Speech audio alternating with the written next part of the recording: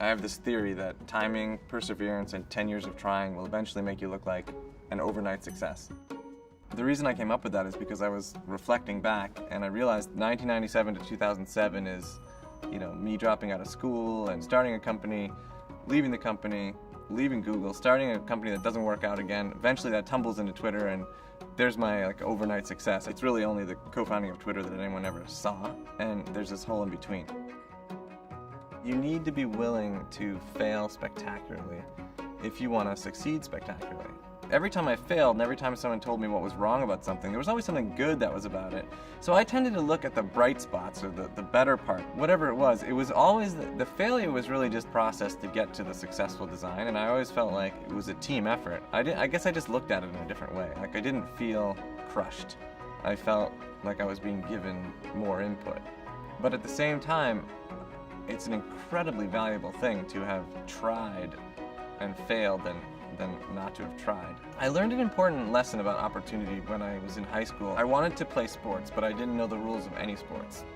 So I went to the administration. I said, if I can gather enough boys and get a coach, can we start a lacrosse team? Because that was the one sport they didn't offer.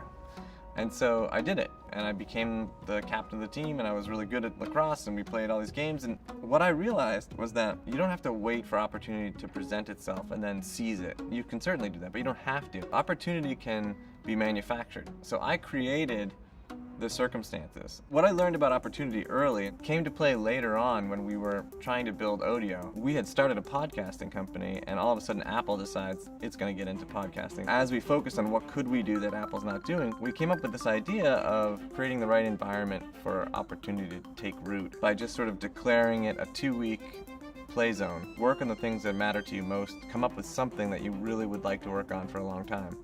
And that's what Twitter came out of.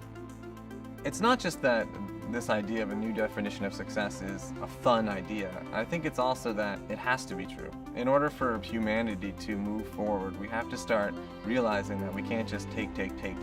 We have to be making things as much as taking things, or more, in order for things to work. The new model for capitalism is build a business that is financially solid and of enduring value, but build something into it such that the more successful it gets, the more you're contributing to or advancing some kind of meaningful cause in the world. And while you're doing those two things, you should be loving your work. And if you're not loving your work, you're doing something wrong. You should change what you're doing.